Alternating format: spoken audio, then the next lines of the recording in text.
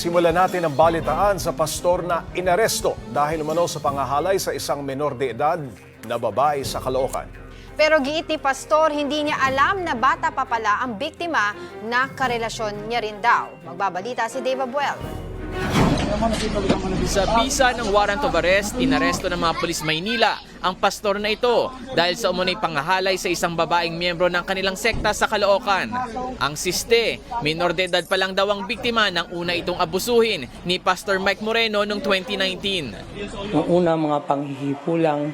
Tapos meron daw pagkakataon na nagigising na lang siya na nakaubad siya. Parang meron daw siyang parang pinapakain o piniinom sa kanya. Tapos parang nawalan siya ng malay. Ayun nga.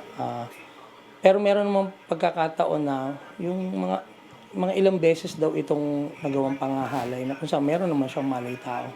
Aminado naman ng pastor na may nangyari sa kanila ng biktima. Pero depensa niya, may secret relationship sila na tumagal daw ng higit 2 buwan. Hindi rin daw niya alam na minor de edad ang biktima. Nalaman ko po, huli na po. Kaya po ako lumayo, ako po'y umiwas na. Kwento ng suspect, naging malapit daw sila nang magsimulang magkwento sa kanya ng mga problema sa buhay ang biktima. Itinanggi rin niya ang paratang na may pinaiinom siya sa biktima para makatulog. Iisa lamang po ang pinanggagalingan ng aming tubig, yung mineral water din po na doon lahat po ay umiinom. Kung totoo po yun, lahat ho sila ay ganon. Pero hindi po yun totoo. Posible naman daw na nagselos lang ang biktima kaya hinabla ang pastor.